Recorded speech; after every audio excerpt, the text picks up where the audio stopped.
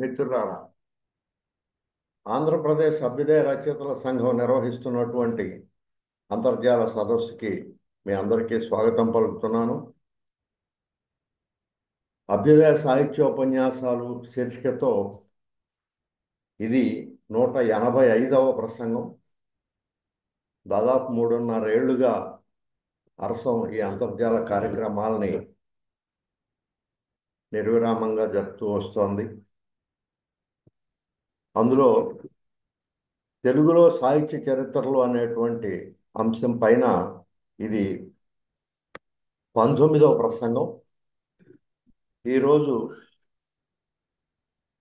ఆచార్య SV Satyanarayana పరిశోధనా గ్రంథం తెలుగులో ఉద్యమ గీతాలు అంశం పైన డాక్టర్ ఎం దేవేంద్ర గారి విశ్లేషణని మనం వినబోతూ ఉన్నాం.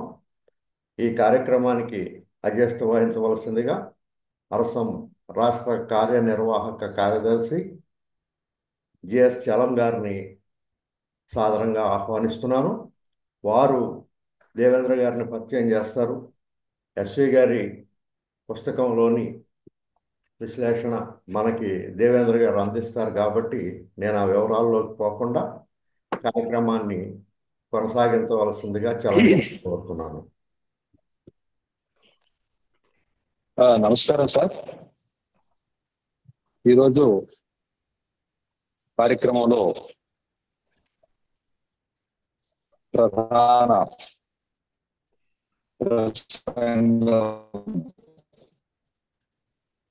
ఎం దేవేంద్ర గారి. ఆమె దుబ్బాక్ గ్రామంలో జన్మించారు. ప్రస్తుతం ఐలమ్మ మహిళా విశ్వవిద్యాలయంలో ప్రొఫెసర్ గా పనిచేస్తూ ఉన్నారు.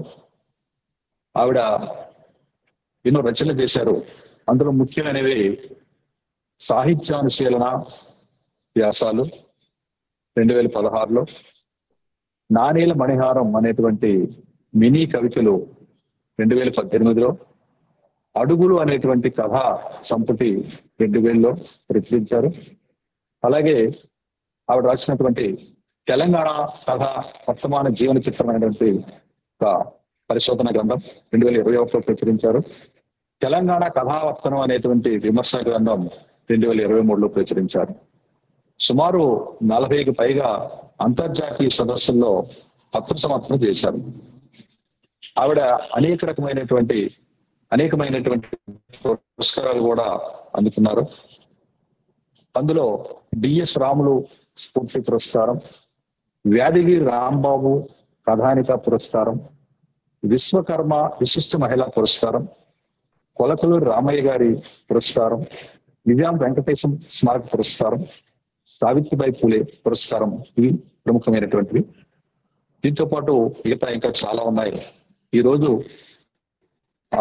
ప్రముఖ కవి, విమర్శకుడు, మన అరసం సీనియర్ కార్యకర్త అయినటువంటి మన ఎస్వి సత్యనారాయణ గారి ఉద్యోగాలు చాలా ప్రసిద్ధి చెందినటువంటి గ్రంథం అది. ఆ గ్రంథం మీద ఈరోజు మనకి ప్రసంగించడానికి ఇచ్చేసినటువంటి దేవేంద్ర గారికి సాదరంగా స్వాగతం పలుకుతూ ప్రసంగించవలసిందిగా కోరుతున్నాను. అందరికీ నమస్కారం. నా వాయిస్ వినబడుతుంది కదా సార్? వినిపిస్తోందండి. వినబడుతుంది మేడం, వినబడుతుంది. అందరికీ నమస్కారం. అభ్యుదయ రచయితల సంఘం వారు ఆచార్య ఎస్వి సత్యనారాయణ గారి తెలుగులో ఉద్యమ గీతాలు విశ్లేషణ అన్న అంశం మీద ప్రసంగించడానికి నాకు అవకాశం ఇచ్చినటువంటి ఈ కార్యక్రమానికి అధ్యక్షత వహిస్తున్నటువంటి చలం గారికి ప్రత్యేకంగా ధన్యవాదాలు తెలియజేస్తూ నేను ప్రసంగంలోకి వెళ్తాను. నిజానికి నాకు పర్యవేక్షక బాధ్యతలు పర్యవేక్షకులుగా ఉండి నేను పిహెచ్డి చేయడానికి అవకాశం కల్పించినటువంటి గురువు గారి పరిశోధన మీద మాట్లాడాలంటే నాకు కొంత భయంగా కూడా ఉంది. అంటే ఒక పరిశోధన అనగానే ఉస్మానియా విశ్వవిద్యాలయంలో ఆచార్య గోపి సార్, ఆ తర్వాత ఆ వారి శిష్యులు ఎస్వి సత్యనారాయణ సార్, వారి శిష్యులుగా నేను శిష్య ప్రశిష్య అలా పరిశోధన పరంపరలో కొనసాగుతున్నటువంటి ఈ క్రమంలో ఆ ఈ రోజు మాట్లాడడం చాలా ఆనందంగా ఉంది. ఆ ఈ తెలుగులో ఉద్యమ గీతాలు అన్న అంశం మీద 1991లో ఈ పుస్తకం వచ్చైంది. 89లో ఈ పరిశోధనను పూర్తి చేశారు. కాలం అనే చరిత్రలో సామాన్యుడిగా పుట్టి తన నిరంతర కృషి చేత అసామాన్యుడిగా ఎదిగినటువంటి విజేత ప్రస్థానం ఆచార్య ఎస్వి సత్యనారాయణ గారు.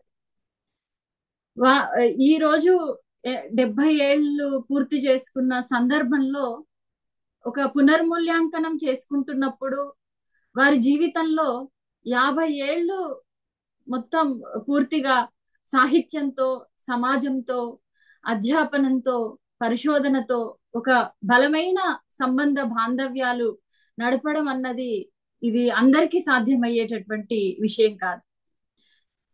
ఒక కవిగా, పరిశోధకుడిగా, విమర్శకుడిగా, ఒక అభ్యుదయ సాహితీవేత్తగా ఇలా బహుముఖీనమైనటువంటి నిరంతర చేతనలో ఉండడం అనేది కొందరికి మాత్రమే సాధ్యమవుతుంది. అలాంటి అరుదైన వ్యక్తుల్లో గురువు గారు ఆచార్య ఎస్వి సత్యనారాయణ గారు ముందు వరుసలో ఉంటారనేది నిస్సందేహంగా, నిస్సంకోచంగా చెప్పవచ్చు. వీరు ఎన్నో రచనలు చేశారు, సంపాదకత్వ బాధ్యతలు వహించారు. అలాగే ఉస్మానియా విశ్వవిద్యాలయంలో చాలా సీనియర్ ప్రొఫెసర్లుగా తన సేవలు అందించారు. ఇలా బహుముఖీనమైనటువంటి కృషి చేసినటువంటి వారి జీవన ప్రయాణంలో, వారి విలువైన ప్రయాణంలో అత్యంత కీలకమైనటువంటి మైలురాయి వంటిది ఈ పరిశోధన గ్రంథం అని చెప్పవచ్చు. తెలుగులో ఉద్యమ గీతాలు విశ్లేషణ అనే అంటే దీన్ని ఈ అంశాన్ని వారు ఎంచుకోవడంలోనే వారి ప్రతిభ అర్థమవుతుంది. ఎందుకంటే వారు అప్పటికే అంబేద్కర్ కళాశాలలో అధ్యాపకుడిగా పనిచేస్తూ అభ్యుదయ రచయితల సంఘంలో క్రియాశీలంగా పాల్గొంటూ వామపక్ష భావాల చేత ప్రభావితమై అందులో అనేక అంశాలను అధ్యయనం చేస్తున్నటువంటి వారు అప్పటికే చేస్తున్నారు. కాబట్టి వారు ఈ అంశాన్ని ఇష్టమైనటువంటి ఒక అంశాన్ని ఎంచుకొని వారు ఎంతో ఇష్టంగా ఈ పరిశోధనను ముందుకు తీసుకెళ్లారని ఈ పుస్తకం చదివితే అర్థమవుతుంది.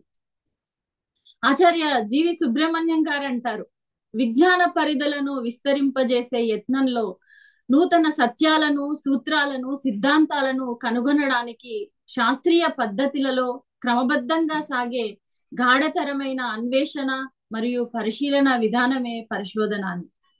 అంటే వీరు పరిశోధన అలాంటి ఒక భారతదేశంలో ముఖ్యమైనటువంటి ఉద్యమ ఘట్టాలన్నింటినీ కూడా ఆ సత్యాలన్నింటినీ వెలికి తీసేటటువంటి ఒక గ్రంథంగా ఈనాడు మనకు దొరుకుతుందంటే వారు ఒక క్రమ పద్ధతిలో, ఒక శాస్త్రీయ పద్ధతిలో, విశ్లేషణ పద్ధతిలో ఒక కాలక్రమాన్ని అనుసరించి ఆయా ఉద్యమాల్లో వచ్చినటువంటి గీతాలను వరుస క్రమంలో విశ్లేషణ చేసుకుంటూ వాటన్నింటినీ విశ్లేషించుకుంటూ ఒక స్పష్టమైనటువంటి దృక్పథంతో పాఠకులకు అందించే ప్రయత్నం చేస్తారు. ఈ పుస్తకం చదివితే అర్థమవుతుంది. అయితే ఇక్కడ వారు పర్యవేక్షకులుగా వ్యవహరించినటువంటి ఆచార్య గోపి గారే అంటారు ఏమనంటే, జాతీయోద్యమం నుంచి దళితోద్యమం దాకా దాదాపు 9 దశాబ్దాల ఉద్యమ గీతాల పరిశీలన ఈ గ్రంథంలో జరిగింది. పరిశోధకుడు 3000కు పైగా పాటలు సేకరించి సామాగ్రి పుష్కలత్వాన్ని సాధించాడు. అంటే అది సామాన్యమైనటువంటి పని కాదు. అపారమైనటువంటి ఈ పాటల పేటికలో ఎస్వికి కొన్ని అనర్ఘ రత్నాలే లభించాయి అంటారు. అంటే ఇది ఎంత కష్టమైన పని అంటే అప్పటికే దాదాపు పరిశోధనలో భాగంగా 3000 పాటల్ని సేకరించగలగడం అంటే ఇదొక సామాన్యమైనటువంటి విషయం కాదు. చేస్తున్న పని మీద శ్రద్ధ, ఒక ప్రణాళిక, ఒక అభినివేశం, ఒక సృజనాత్మకత ఉంటే తప్ప ఇలా విషయ సేకరణ చేయడం అనేది సాధ్యం కాదు అందరికీ. అలా ఆచార్య గోపి గారు ఏ విధంగా అయితే తను గోపి గారికి తొలి పరిశోధకుడిగా పరిశోధకుడు ఆచార్య ఎస్వి సత్యనారాయణ సార్. కాబట్టి గోపి సార్ కూడా శ్రద్ధ పెట్టి ఎక్కడా కూడా కాంప్రమైజ్ కాకుండా తన మంచి పరిశోధన వెలువడాలన్న ఉద్దేశంతో అనేక ప్రాంతాలకు క్షేత్ర పర్యటన చేయమని శిష్యుణ్ణి పంపించడం, అలా ఆచార్య ఎస్వి గారు కూడా గురువు గారి మాటల్ని తూచా తప్పకుండా పాటిస్తూ విషయ సేకరణలో ఎంతో ఉత్సాహంతో పాల్గొని 3000 పాటల్ని సేకరించడం అన్నది మామూలు విషయం కాదు. అయితే ఈ గ్రంథంలోకి వెళ్ళినప్పుడు దాదాపు 12 అధ్యాయాలు ఉన్నటువంటి ఉద్గ్రంథం అనే చెప్పొచ్చు. నిజానికి ఒక్కొక్క అధ్యాయాన్ని ఒక్కొక్క పిహెచ్డి గ్రంథంగా రూపొందించుకోవచ్చు కూడా. అసలు అంటే తర్వాత కాలంలో ఈ ఒక్కొక్క అధ్యాయం మీద కూడా ఒక్కొక్క పరిశోధనలు జరిగాయి, అనేక పరిశోధనలు దీని మీద జరిగాయి. అలాంటి ఒక విస్తృతమైనటువంటి అంశాన్ని సాధికారంగా ఎంతో విషయ సేకరణ చేసి ఈ 12 అధ్యాయాలను సమకూర్చారు ఇందులో, ఈ గ్రంథంలో. అయితే మొట్టమొదటి అధ్యాయం ఏంటంటే ఉద్యమం యొక్క నిర్వచనం. ఇది అంటే మొదటి అధ్యాయం ఉద్యమ నిర్వచనం, ప్రపంచ ఉద్యమాల పరిశీలన. అంటే ప్రపంచవ్యాప్తంగా జరుగుతున్నటువంటి ఉద్యమాలన్నింటినీ పరిశీలిస్తూనే ఒకవైపు ఉద్యమం అంటే ఏంటి, ఉద్యమానికి ఉండేటటువంటి నిర్వచనాలు, ప్రాచీన సాహిత్యంలో ఉద్యమం అనే పదం ఎక్కడెక్కడ వాడబడింది, అలాగే ఆధునిక కాలంలో ఉద్యమాన్ని ఏ విధంగా నిర్వచించుకుంటున్నాం అనే అంశాలను చాలా కూలంకుషంగా మొదటి అధ్యాయంలో వివరించారు. ఉద్యమాల ద్వారా పాత వ్యవస్థ గర్భాన్ని చీల్చుకొని కొత్తది ఆవిష్కృతం అవుతుంది. పాత కొత్తల మిశ్రమ రూపం కొంతకాలం సాగి క్రమంగా ఒక నూతన వ్యవస్థ ఆవిర్భవిస్తుంది, లేదా ఉద్యమ విజయంతోనే సమూలమైన మార్పులతో సరికొత్త వ్యవస్థను ప్రసరింపజేస్తుంది.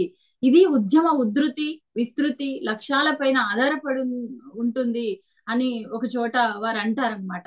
అంటే ఒక తాత్విక భూమిక, ఒక నిర్మాణాత్మక కృషి, ఒక నిబద్ధ నాయకత్వం కింద ఈ ఒక సామూహికంగా ఒక మౌలికమైనటువంటి మార్పును కాంక్షిస్తూ జనం సుదీర్ఘకాలం జరిగేటటువంటి పోరాటాల సముచయమే ఉద్యమం అని వారు చాలా స్పష్టంగా నిర్వచిస్తారు.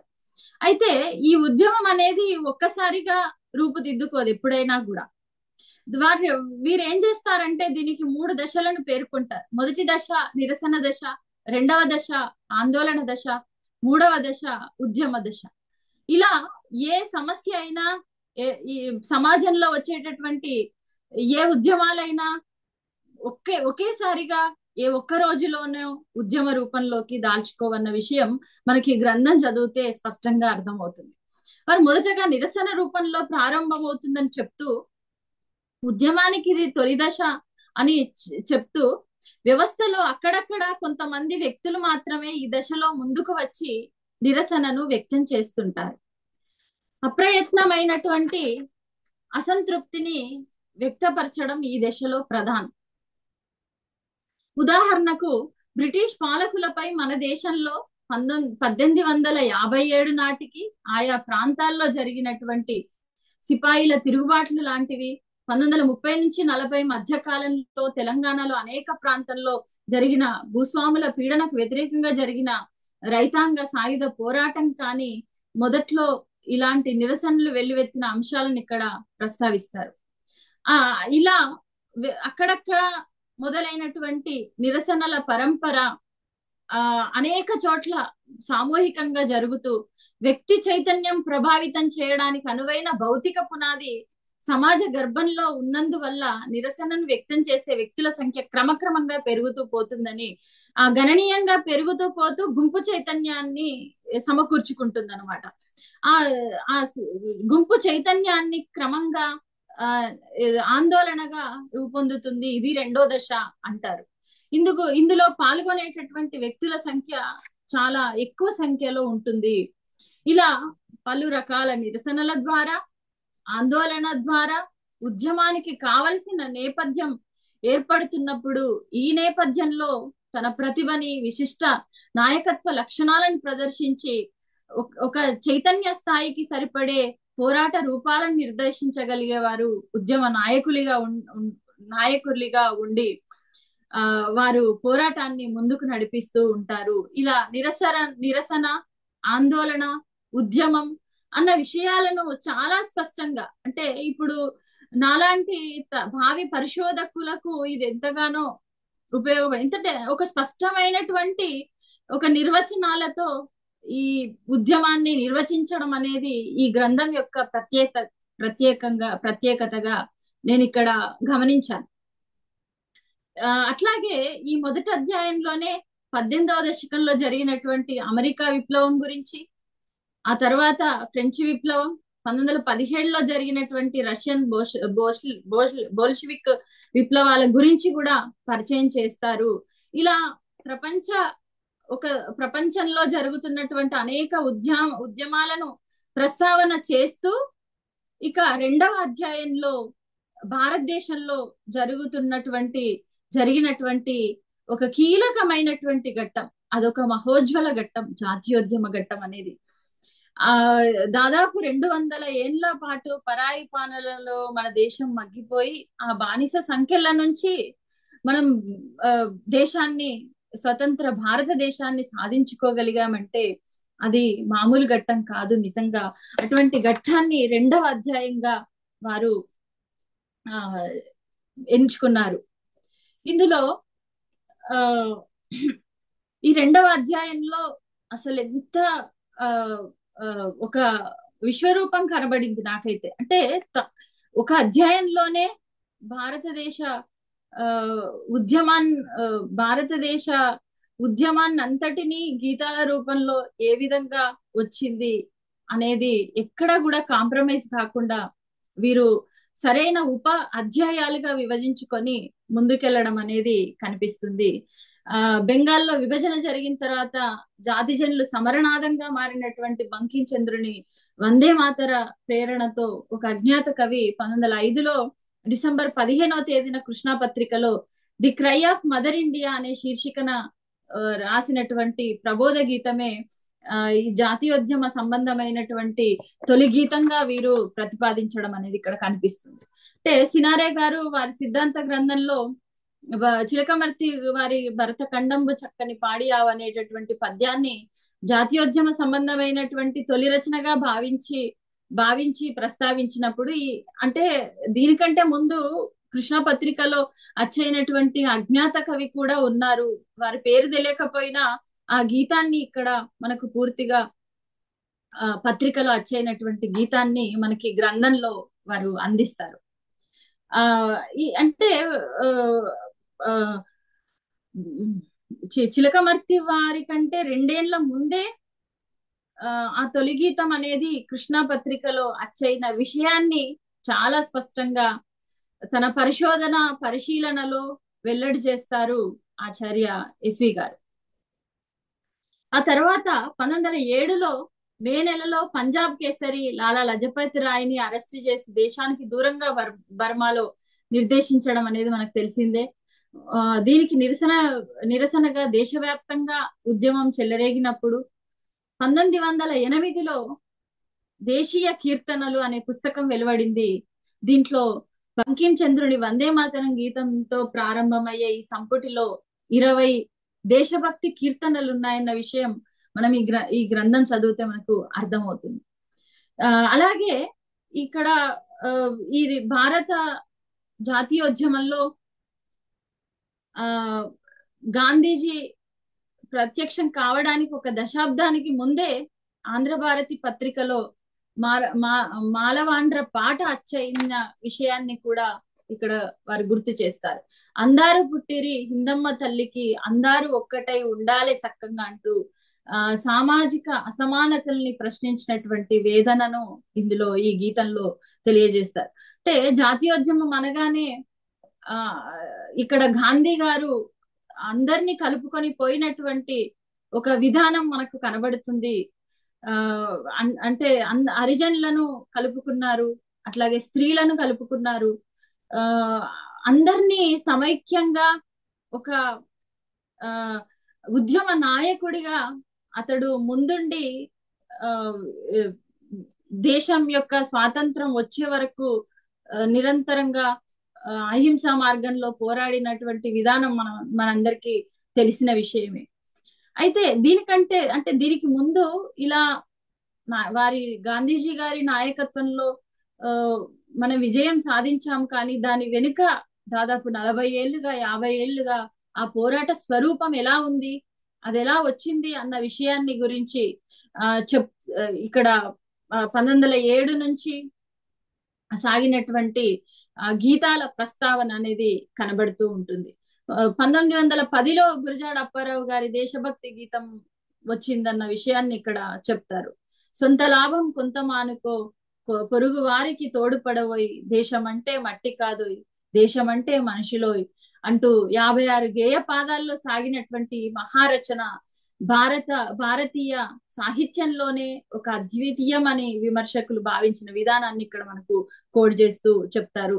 ఆ తర్వాత 1914లో రాయపురాల సుబ్బారావు గారు ఏ దేశం ఏగినా ఎందుకాలిడినా ఏ పీఠం ఎక్కినా ఎవరెదురైనా పొగడరా నీ తల్లి భూమి భారతిని అంటూ పాడినటువంటి గీతం కానివ్వండి. ఆ తర్వాత మున్షి ప్రేమ్చంద్, రవీంద్రనాథ్ ఠాగూర్, గరిమెళ్ళ సత్యనారాయణ, కాటూరి వెంకటేశ్వరరావు గారు, అడవి బాపిరాజు గారు, రాజశేఖర శతావధాని, ఉన్నవ లక్ష్మీనారాయణ, ముట్నూరి కృష్ణారావు, మంగిపూడి గారు, కాశీనాథ్ నాగేశ్వరరావు గారు, సురవరం ప్రతాపరెడ్డి గారు మొదలైనటువంటి వాళ్ళు రాసినటువంటి దేశం అంటే జాతీయోద్యమం కోసం వారు చేసినటువంటి అనేక అంశాలను, వ్యాసాలను, సాహిత్య విశేషాలను అన్నింటినీ కూడా వారు విశ్లేషణ చేస్తారు ఈ గ్రంథంలో.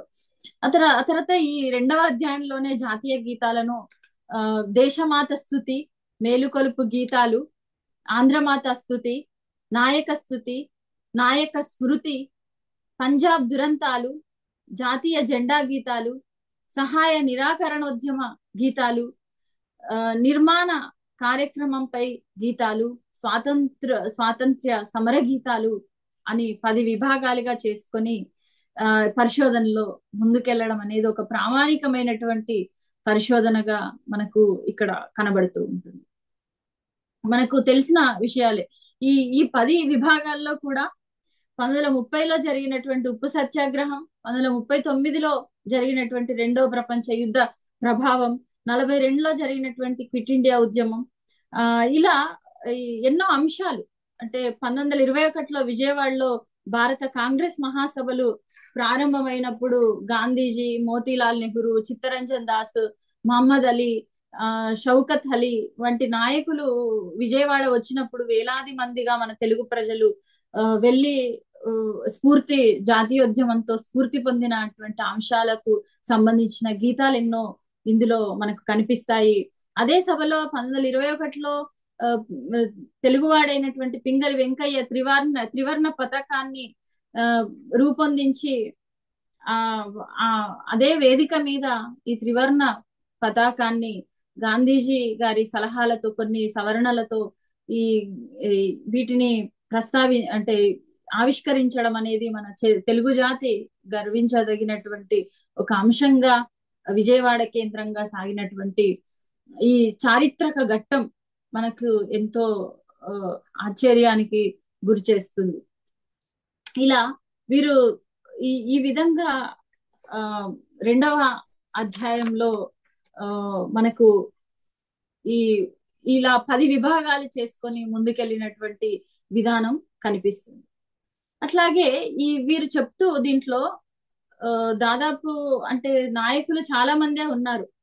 గాంధీజీతో పాటు సుభాష్ చంద్రబోస్, బాల గంగాధర్ తిలక్, బిపిన్ చంద్రపాల్ మొదలైనటువంటి వారిపై వచ్చినటువంటి గీతాలన్నింటినీ స్తుతించినటువంటి మన ఆ, వీ ఏ విధంగా స్తుతించారు మన కవులు, గాయకులు ఆ, మొదలైన అంశాలను చెప్తూనే వీళ్ళందరికంటే గాంధీజీ యొక్క స్తుతించినంతగా ఇతర జాతీయ నాయకుడిని స్తుతించలేదన్న విషయం మనకు ఈ అధ్యాయం చదివితే అర్థమవుతుంది. అలాగే ఆ, మనకు 12వ శతాబ్దంలో చూస్తాము వీరశైవ మత ఉద్యమం అనేది ఉవ్వెత్తున లేసినటువంటి సందర్భం, చారిత్రక సన్నివేశం మనందరికీ తెలుసు. అటువంటి ఒక వీరశైవ వచనాల్లో ఆవేశాన్ని, వైష్ణవ పద సాహిత్యంలో ఉన్నటువంటి తాదాత్మ్యాన్ని ఆ జోడిస్తూ సిస్టా సత్యనారాయణ రాజశేఖరం గారు గాంధీనైపోతానే అమ్మా, గాంధీనైపోతానే, హిందూ ముస్లిం క్రైస్తవ సిక్కులందరై పోతానేనే, సత్యమైపోతానే అమ్మా, శాంతమైపోతానేనే, సర్వలోక సేవలోనే శాంతమైపోతానేనే, కార్మికుని కర్షకునికి కవచమైపోతానేనే అంటూ వీరావేశంగా ఆనాటి యువత కదిలి వచ్చినటువంటి దృశ్యాలను వీరు శిష్ట సత్యనారాయణ రాజశేఖరం గారు రాసినటువంటి ఈ గీతం మనకు ఈనాటికి కూడా ఈ గీతాన్ని చదివితే మనకు ఒక చైతన్యంలోకి ప్రసరిస్తూ ముందుకు వెళ్తూ ఉంటాము. అలాగే దామరాజు పుండరీకాక్షుడు చెప్పినటువంటి గీతం మనందరికీ విదితమే. శ్రీ గాంధీ నామం మరువాం సిద్ధాము జైలుకు వెరువాం మా గాంధీనే మేము నమ్మేం. అంటే నాయకుడు బలంగా ఉంటేనే కదా, నాయకుడి మీద నమ్మకం ఉంటేనే కదా మరి సకల జనులందరూ కదిలి వచ్చి, మొన్న మనం మలిదశ తెలంగాణ ఉద్యమాన్ని దగ్గరుండి చూసాము. కేసీఆర్ గారు ఎలా బలమైనటువంటి నాయకత్వంలో ముందుకు నడిపించి రాష్ట్రాన్ని అవతరింపజేశారు. అదే విధంగా ఆనాడు గాంధీ మహాత్ముడు అహింసా మార్గంలో ఏ విధంగా నాయకుడిగా ముందుండి ఉద్యమాన్ని విజయవంతం చేశాడు అనే దానికి వీరు అంటే నాయకుడిని ఎంత బలంగా నమ్మి ఈ వాక్యాలు రాశారు అని అనిపిస్తూ ఉంటుందన్నమాట. ఈ విధంగా 2వ అధ్యాయంలో ఈ జాతీయోద్యమ సంబంధ అంశాలు, అనేకమైనటువంటి గీతాలు, ఇక్కడ వేరే అధ్యాయాలు చెప్పాల్సి ఉంది కాబట్టి ఇక్కడ ఇంకా చాలా పాటలు ఉన్నాయి. వాటిని వాటిని ఇంకా ప్రస్తావిస్తే ఎక్కువ సమయం పడుతుందేమో అన్న ఉద్దేశంతో ఆ తర్వాత అధ్యాయం ఆంధ్రోద్యమ గీతాలు. అంటే భారతదేశం అంతా ఉధృతంగా జాతీయోద్యమంలో కీలకంగా పాల్గొంటున్నప్పుడు ఆంధ్ర ప్రాంతం నుంచి ఇక్కడ అంటే ఇంకొకటి దేశమాత అన్న ప్రస్తావనను ప్రత్యేకంగా 2వ అధ్యాయంలో పేర్కొన్నారు వారు. అంటే మనము భారతీయ సంస్కృతి ఎలా ఉంటుందంటే నదిని నదీమ తల్లి, అలాగే దేశాన్ని దేశమాత, ఇలా ఒక ఈ అంశాలను వారు అందులో ఎందుకు ఇలా మనము పేర్కొంటాం అనే విషయాలను కూడా చాలా కూలంకుషంగా 2వ అధ్యాయంలో చెప్పారు. ఆ తర్వాత ఆంధ్రోద్యమ గీతాల్లో మనకు ఇందులో విభాగాలు చూసుకుంటే కనుక ఆంధ్రమాత స్తుతి అంటే ఆంధ్రమాతగా అభివర్ణించినటువంటి విధం ఇక్కడ మనకు కనిపిస్తూ ఉంటుంది. అంటే ఇక్కడ భారతదేశం అంతా కూడా జాతీయోద్యమంలో కీలకంగా పనిచేస్తూ ఉన్నప్పుడు ఆంధ్రదేశంలో ముఖ్యంగా నిజాం రాష్ట్రంలో హైదరాబాద్ సంస్థానంలో ఉన్నటువంటి ప్రాంతపరమైనటువంటి అంశాలు ఏ విధంగా ఉన్నాయి అనే దానికి ఇంకొక ప్రత్యేక అధ్యాయం పెట్టి ఇక్కడి వాళ్ళు ఏ విధంగా ఉద్యమంలో పాల్గొన్నారు, వారు ఏ విధంగా సాహిత్యాన్ని వెలువరించారు, వాళ్ళ అనుభవాలు ఏంటి అనే అంశాల మీద ఈ అధ్యాయం అంతా కూడా ముందుకు వెళ్ళడం అనేది కనిపిస్తుంది.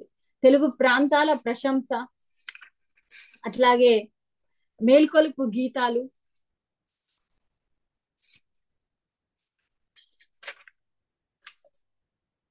మేల్కొల్పు గీతాల్లో వేములపల్లి కృష్ణ గారు రాసినటువంటి చెయ్యెత్తి జైకొట్టు తెలుగోడా గతమెంతో ఘనకీర్తి కలవోడా సాటి లేని జాతి ఓట మెరుగని కోట నివురు గప్పే నేడు నిదుర పోతున్నది జైకొట్టి మేల్కొలుపు తెలుగోడా గతమెంతో ఘనకీర్తి ఉన్నోడా ముక్కోటి బలగమోయ్ ఒక్కటై మనముంటే ఇరుగు పొరుగులోన ఊరు పేరుంటాది అని అలా ప్రశ్నించినటువంటి విధానం మనకు కనిపిస్తూ ఉంటుంది.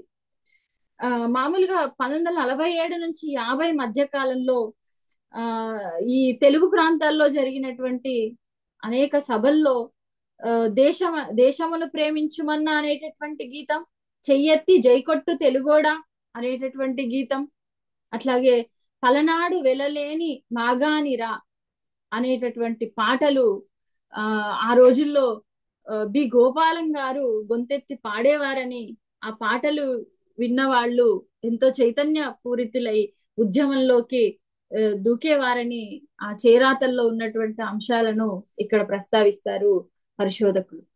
ఇలా ఈ ఈ జాతీయోద్యమ గీతం రాసినటువంటి పాడరా ఓ తెలుగు వాడ అనేటటువంటి కొండెపూడి లక్ష్మీనారాయణ ఇది ఈ గీతం పాడరా ఓ తెలుగు వాడ అనేటటువంటి ఉత్తమ తెలుగు జాతీయ గీతం ఇది. అలాగే దీని తర్వాత తెలుగు తల్లి బిడ్డలం తెలంగాణ వీరులం అనే చారిత్రక గీతాన్ని కూడా వీరు రాశారు. అంటే ఇక్కడ మనకు రెండు సందర్భాలు కనిపిస్తున్నాయి. ఆంధ్రదేశం అనగానే ఒకవైపు మద్రాస్ రాష్ట్రంలో ఉన్నటువంటి తెలుగు వాళ్ళు, అట్లాగే ఆంధ్ర రాష్ట్రంలో ఉన్నటువంటి అంటే మద్రాస్ రాష్ట్రంలో ఉన్నటువంటి వాళ్ళు తెలుగు రాష్ట్రం ప్రత్యేకంగా కావాలని ఒకవైపు విశాలాంధ్ర నినాదం అనేది ఎప్పుడో 1901లో ఆ ప్రాంతంలో మొదలైనటువంటి అంశం మనందరికి తెలిసినటువంటి విషయమే. ఇది ఒక సమాంతరంగా ఈ చైతన్యం కూడా కొనసాగుతూ వస్తుంది. ఈ చైతన్యం అటు మద్రాసు తెలుగు ప్రజలు, ఇటు తెలుగు ప్రజలు, అట్లాగే హైదరాబాద్ రాష్ట్రంలో ఉన్నటువంటి తెలంగాణ ప్రజల్లో కూడా చైతన్యం నింపడానికి ఆంధ్ర మహాసభలు, ఇలా తెలుగు వాళ్ళని చైతన్యపరిచేటటువంటి గీతాలు అనేకం వచ్చిన విషయాల్ని మనకు ఈ అధ్యాయంలో చెప్తారు ఎస్వి గారు. 49-50 ప్రాంతంలో ఆంధ్ర జాతీయ గీతంగా బెజవాడ గోపాలరెడ్డి గారి అభిప్రాయాన్ని చెప్పినటువంటి, అదే కాంగ్రెస్ పార్టీలో చెప్పినటువంటి అంశాన్ని, త్రిలింగ దేశం మనదే నోయ్ తెలుగులంటే మనమే నోయ్, మధురం మధురం ఆంధ్రం అంటే అతి మధురం, దేశ భాషల తీరుల్లోకి ఆంధ్రం అంటే అతి మధురం, రాయలు మనవాడోయ్ పండిత రాయలు మనవాడోయ్, కలం తిక్కన ఖడ్గ తిక్కన గణపతి దేవులు మనవారోయ్, అమరావతి నాగార్జున కొండ సిద్ధహస్తుల శిల్పాలోయ్, మల్లినాథ కుమారీల బట్టుల అందవేసిన హస్తాలోయ్, గోదావరి కృష్ణ తుంగభద్ర పెన్న కావేరి పంప కని పెంచిన ఓయ్, తెలుగు జాతికి వినిపించిన ఓయ్ వీణానాదం, ఓడలు కట్టేము మింటికి మేడలు కట్టేము, మున్నీరంతా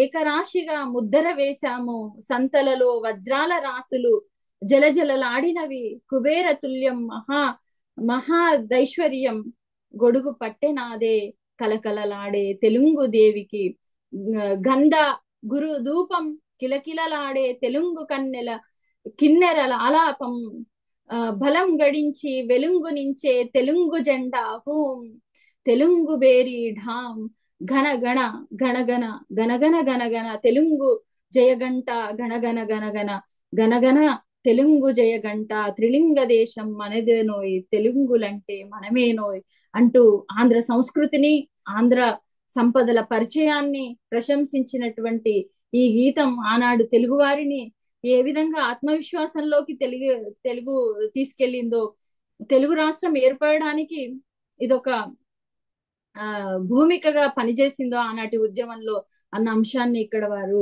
చెప్తారు. అట్లాగే చాలా అంశాలు, మా తెలుగు తల్లికి మల్లెపూ దండ, మా కన్న తల్లికి మంగళహారతులు, కడుపులో బంగారు, కనుచూపులో కరుణ, చిరునవ్వులో సిరులు దొరిలించు మా తల్లి, గలగల గోదారి కదిలిపోతుంటేను, బిరబిర కృష్ణమ్మ పరుగులిడుతుంటేను అన్న గీతాలు శంకరంబాడి సుందరాచారి గారు ఆ, పాడినటువంటి, తర్వాత కరుణశ్రీ గారి గేయాలు మొదలైనటువంటివన్నీ కూడా ఈ అధ్యాయంలో మనకు చాలా కూలంకుషంగా సాధికారంగా ఇక్కడ పేర్కొంటూ వాటిని విశ్లేషణ చేసినటువంటి విధానం మనకు కనిపిస్తుంది. ఒకవైపు భారత స్వాతంత్రోద్యమం ఆంధ్ర రాష్ట్రంలో తీసుకుంటే ఒక తెలుగు రాష్ట్రం ఏర్పడాలన్న ఆకాంక్ష, వీటికి వీటి మధ్యలో సాగేటటువంటి ఒక చైతన్యం, ఇలా మనకు ఈ చైతన్యం అంతా కూడా ఈ ఈ గీతాల్లో కనిపిస్తూ ఉంటుంది. ఆ తర్వాత ఇక్కడ మనకు ఒక ప్రత్యేకమైనటువంటి ఘట్టం పేర్కొనాలి. 1952 అక్టోబర్ 19న, అంటే దేశానికి స్వాతంత్రం వచ్చింది, విజయం సాధించాము, కానీ తెలుగు ప్రాంతంలో ఉన్నటువంటి ఉద్యమం ఇంకా కొనసాగుతూనే ఉంది. ఒకవైపు భారతదేశానికి స్వాతంత్రం వచ్చింది, కానీ తెలంగాణ ప్రాంతం హైదరాబాద్ సంస్థానానికి రాలేదు. అంటే నిజాం రాజు యొక్క యుగాంతం కాలేదన్న విషయం మనకందరికి విదితమే. అందరికీ 47 ఆగస్టు 15న 1947 ఆగస్టు 15 అర్ధరాత్రి స్వాతంత్రం వస్తే, మరి సంస్థానంగా ఉన్నటువంటి తెలంగాణ రాష్ట్రానికి స్వాతంత్రం రాలేదన్న విషయం మనకు తెలుసు. మరి నిజాం రాజు ఒక ప్రత్యేక జీవో తెచ్చుకొని వారు, నేను అవసరమైతే పాకిస్తాన్ లో కలుస్తాను కానీ భారతదేశంలో కలవను అని అన్నప్పుడు ఆపరేషన్ పోలో ద్వారా ఇక్కడ మనకు 1948 సెప్టెంబర్ 17వ తేదీన సర్దార్ వల్లభాయ్ పటేల్ ఆధ్వర్యంలో జరిగినటువంటి ఆపరేషన్ పోలో కూడా మనందరికీ తెలుసు. అంటే ఇలా ఒకవైపు హైదరాబాద్ సంస్థానానికి 1948లో స్వాతంత్రం వచ్చింది, భారతదేశానికి స్వాతంత్రం వచ్చినప్పుడే తెలుగు ప్రాంతానికి స్వాతంత్రం వచ్చింది. కానీ వచ్చినప్పుడు భాషా ప్రాతిపదికన రాష్ట్రాలు ఏర్పడాలనేది అంతకు ముందు నుంచి ఉన్నటువంటి ప్రతిపాదన. ఈ ప్రతిపాదనని ఇక్కడ మన గీతాల్లో కూడా కనిపిస్తుంది. 1952లో అక్టోబర్ 19వ తేదీన ఆంధ్ర రాష్ట్ర సాధన కోసం పొట్టి శ్రీరాములు ఆమరణ నిరాహార దీక్ష ప్రారంభించడం మొదట్లో ఎవరు పట్టించుకోలేదు. కానీ రోజులు గడుస్తున్న కొద్ది ప్రభుత్వం కూడా నిర్లక్ష్యం వహించింది. దాని ద్వారా ఎంతో ప్రజల్లో ఒక్కసారిగా ఎప్పుడైతే 58 రోజులు నిరాహార దీక్ష చేసి 1952 డిసెంబర్ 15వ తేదీన అర్ధరాత్రి 12 గంటలకి పొట్టి శ్రీరాములు అసూలు భాషాడు, ఆ రోజు నుంచి విస్తృతమైనటువంటి మరొక ఉద్యమం లేవనెత్తింది ఆంధ్రదేశంలో. ఈ అధ్యాయంలో ఇలా, అంటే మొదటి అధ్యాయంలో జాతీయోద్యమం, ఈ అధ్యాయంలో జాతీయోద్యమ కొనసాగింపుతో పాటు తెలుగు ప్రాంతాల్లో జరుగుతున్నటువంటి ఒక కదలిక, ఒక మార్పు, ఒక పరిణామం అనేది ఈ అధ్యాయంలో మనకు స్పష్టంగా కనిపిస్తూ ఉంది. ఇక నెహ్రూ గారు, అప్పటి భారత ప్రధాని, మార్చి 25వ తేదీన ప్రకటన చేసినటువంటి విషయం అక్టోబర్ 1న ఆంధ్ర రాష్ట్రం ఏర్పడుతుందని చెప్పడం. ఆ తర్వాత ఈ సందర్భంలో ఒక గాంధీ మీద ఎలాంటి గీతాలు వచ్చాయో, ఈ తెలుగు రాష్ట్రాన్ని మద్రాసు నుంచి విడగొట్టి మరి ఆంధ్ర రాష్ట్రాన్ని ఏర్పరిచినటువంటి పొట్టి శ్రీరాములు గారి మీద కూడా ఎంతో గొప్ప పాటలు వచ్చాయనేది, గీతాలు వచ్చాయనేది ఇక్కడ మనకు అర్థమవుతుంది. నార్ల చిరంజీవి గారు, జోహార్లు జోహార్లు పొట్టి శ్రీరామ, ఆంధ్ర జాతికి నీవు అసువులిచ్చావా, పేరుకని రాయుడని అన్నారు కాని రాయుడన నీ ముందు ఎంతరా స్వామి, ఆనాడు ఆ రాముడు అడవికే తెంచే, తోడుకొని వెళ్ళేరా సతిని సోదరుని, ఏ తోడు నీడైనా లేకుండా నీవు ఆకులలములు గాని అన్నము గాని ఆరగించక నీవు ప్రాణమిచ్చావు అంటూ అక్షరాంజలిని ఘటించారు. ఇది తెలుగు తొలకరి పాట సంకలనం లో వచ్చిందన్న విషయాన్ని ఇక్కడ మనకు ఈ పరిశోధన గ్రంథం చదివితే మనకు అర్థమవుతుంది. అట్లాగే 1952లో ఆంధ్ర రాష్ట్ర గీతారత్నములు అనుపోజు లక్ష్మణరావు గారు వేశారు ఈ పుస్తకానికి. దీని ముందు మాటలో కూడా చాలా అంశాలను ప్రస్తావించారు. ఆంధ్రదేశము కన్నా అగ్రదేశము లేదు, ఆంధ్రుని గెలిపించు అర్హుడే ఎడలేడు, ఆంధ్రదేశపు ధనము ఆంధ్రేతరుల భాగు కదిలించి మనం ఇంకా కందిపోవుటయ్యేనా అని త్యాగశీలుడు పొట్టి శ్రీరాములిక లేడు, రాగలుగు వారలు ఎందరో ఇక చూసు, మీ ఘనతలకు స్వస్తి చెప్పుదురు ప్రజనేడు, వేగ రాష్ట్రం విచ్చి మీ విలువ గైకొనుడు అంటూ మనకు ఈ ఒకవైపు ఆంధ్ర రాష్ట్ర సాధన, అంతకంటే ముందు హైదరాబాద్ స్వాతంత్ర ఊపిరులు ఊదినటువంటి విషయాలు కూడా గీతాల్లో కనిపిస్తాయి. ఆ తర్వాత ఆంధ్ర రాష్ట్రం వచ్చాక ఆనందంతో వెల్లువెత్తినటువంటి గీతాలు, ఆ తర్వాత రాజధాని ఎక్కడుండాలి అన్నప్పుడు, ఇదంతా కూడా ఒక కాలం ఎలా కదులుతుంది, అనేక చారిత్రక సన్నివేశాల నడుమ, అనేక ముఖ్యమైనటువంటి ఘట్టాల నడుమ అనేది ఈ పరిశోధన గ్రంథంలో అలా కాలం కదులుతూ పోతూ అనేక అంశాలను గీతాల రూపంలో మనకి ఇక్కడ వల్లెవేసినటువంటి విధానం కనిపిస్తుంది. ఆంధ్ర రాజధాని అధిక్షేప గీతాలు కూడా వెలువడ్డాయి. ఆ తర్వాత రాష్ట్రం ఒకటి ముఖ్యంగాని, రాజధాని ఏదైతేనేం, బిందుకు విస్తల్లే గాని వంటకాలు లేకుంటేనేం, 10 రోజులు ఆగారంటే బంతి భోజనాలు పెట్టిస్తాం, నైజాం నవాబుని అడిగి హైదరాబాద్ తెప్పిస్తాం. అప్పుడు మరి పెద్ద మనుషుల ఒప్పందం, ఇవన్నీ మనకు తెలిసినటువంటి అంశాలే. ఆ తర్వాత భాషా ప్రాతిపదికన భారత ఆంధ్రప్రదేశ్ రాష్ట్రం ఏర్పడడం, అలా ఈ 3 కోట్ల ప్రజలు ఒక్కటై విశాలాంధ్రతో ప్రజారాజ్యం ఏ విధంగా సాధ్యమైంది అన్న గీతాలు కూడా మనకి ఇందులో కనిపిస్తాయి.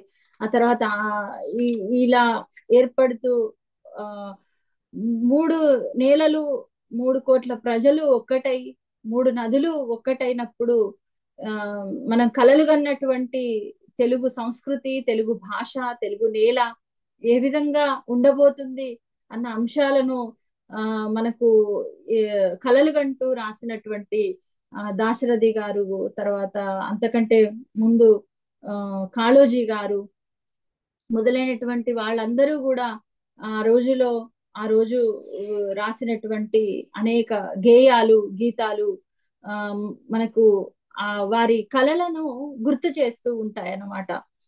ఆ తర్వాత ఇంకా మనకందరికీ తెలిసిందే,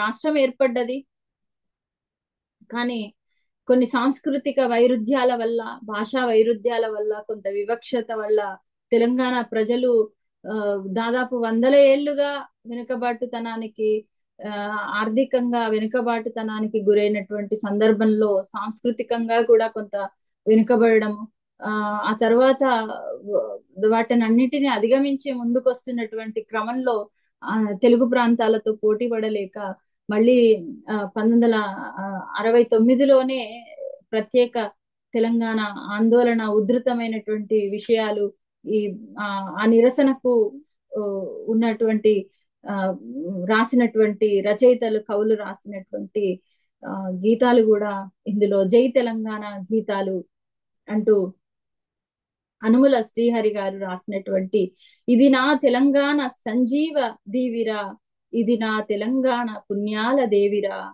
ఇది నా తెలంగాణ పీయూష వాణిరా, ఇది నా తెలంగాణ రుద్రమ రాణిరా, ఇచట మాగాణాలు స్వర్ణకేదారాలు, ఇచటి శ్రోతస్వినులు మధుసుధా సుధారలు, ఇచటి పర్వత పంక్తి కోహినూరు మాల, ఇచటి శీతోష్ణ స్థితి అమ్మకోగిటి లీల, ఇచటి ప్రకృతి మూర్తి ఇంద్రలోకపు కీర్తి, అందుకే తెలంగాణం అంటే ఒరులకు రక్తి, ప్రతి వనిత ఒక సీత రోషమున రుద్రమ్మ, ప్రతివాడు రామయ్య భక్త కవి పోతన్న, ప్రతి చిరంజీవి పరప్రాణమునకు సంజీవి, ప్రతికర్త యుగకర్త వాగ్దేవికే భర్త, జీవరాశుల మహారాణి నా తెలంగాణ, పావనాత్మకు మరో పదము నా తెలంగాణ అంటూ విప్లవ శంఖాలను పూరించారు.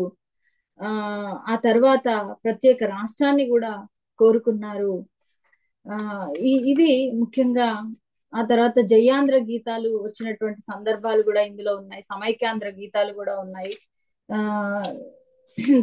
ఇది ముఖ్యంగా ఈ 3వ అధ్యాయంలో చెప్పినటువంటి అంశాలు. 4వ అధ్యాయంలో తెలంగాణ సాయుధ పోరాట గీతాలు మనకు కనిపిస్తాయి. సమయం తక్కువ ఉన్నట్టుంది. ఎంతుంది సార్ సమయం? ఒక్కసారి గుర్తు చేయండి నాకు ప్లీజ్. తెలంగాణ సాయుధ పోరాట గీతాల్లో ఆనాడు ఈ పోరాట కవులను వీరు తెలంగాణ సాయుధ పోరాటం అనేది చాలా ఒక కీలకమైనటువంటి చారిత్రక సన్నివేశం అని చెప్పాలి. ఎందుకంటే దున్నేవాడిదే భూమి, భూస్వామ్య వ్యవస్థలో దొరల నుంచి ఈ రైతులు విప్లవ జెండాలను ప్రోత్సాహాన్ని తీసుకొని వామపక్ష భావజాలంతో ఉన్నటువంటి అనేక చైతన్యాలతో ప్రోత్సాహాన్ని తీసుకొని సంఘాలను తీసుకొని శిక్షణ పొంది వారి గ్రామంలో ఉన్నటువంటి దొరల మీద తిరుగుబాటు చేసినటువంటి వైనం తెలంగాణ సాయుధ పోరాటంలో మనకు ప్రధానంగా కనిపిస్తుంది. ఇందులో వీరు కవులను, రచయితలను 4 ప్రధాన శ్రేణులుగా వ్యక్తీకరించారు ఈ అధ్యాయంలో. ప్రవాహికులు, ప్రవాహ ప్రభావితులు, ప్రవాహ ప్రేరితులు, తటస్థులు. అంటే వీళ్ళు ఏంటంటే ఇక్కడ చాలా ప్రత్యేకంగా మనం ఈ అంశాలను పేర్కోవాల్సి ఉంది.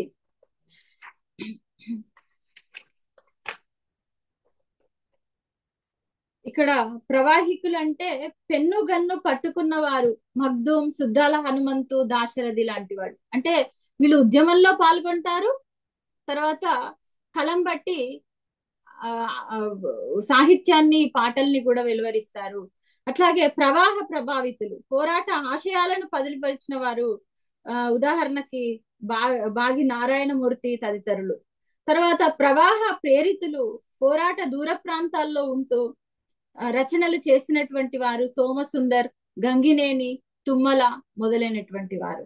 అట్లాగే తటస్థులు, వీరి గురించి ప్రత్యేకంగా వివరించాల్సినటువంటి అవసరం లేదు, కానీ పోరాటంలో కలం కదపని కవులు వీరు. అంటే వీరు దేని గురించి కూడా ఒక ఉద్యమం జరుగుతున్నా, కాలంలో ఏ కదలిక జరుగుతున్నా వాళ్ళ పెన్ను అటువైపుగా వెళ్ళలేని వాళ్ళను తటస్థులుగా పేర్కొంటూ ఇక్కడ మనకు ప్రారంభ దశ 1921 నుంచి 30 వరకు, భూస్వామ్య నిరసన 30 నుంచి 46 వరకు, నిజాం ప్రభుత్వంపై వ్యతిరేకత 46 నుంచి 48 వరకు, సాయుధ పోరాటం 48 నుంచి 51 వరకు. ఈ సాయుధ పోరాటం అనేది 2 దశలుగా కనిపిస్తుంది. మొదట నిజాంకి వ్యతిరేకంగా, దొరలకు వ్యతిరేకంగా వారి పొలాల్లో ఎర్ర జెండాలు పాతి ప్రాణాలకు తెగించి నిలబడడం అనేది కనిపిస్తుంది. 2వ దశలో వారు దున్నేవాడిదే భూమి అనే నినాదంతో ఆ భూమిని స్వాధీనం చేసుకొని వాళ్ళ పేర్ల మీదకి పట్టాలు మార్చుకోవడం అన్న విషయం మనకి ఇక్కడ కనిపిస్తూ ఉంటుంది. ఇలా వీరు ఈ అధ్యాయంలో అనేక అంశాలను మనకు చెప్పడం అనేది కనిపిస్తుంది.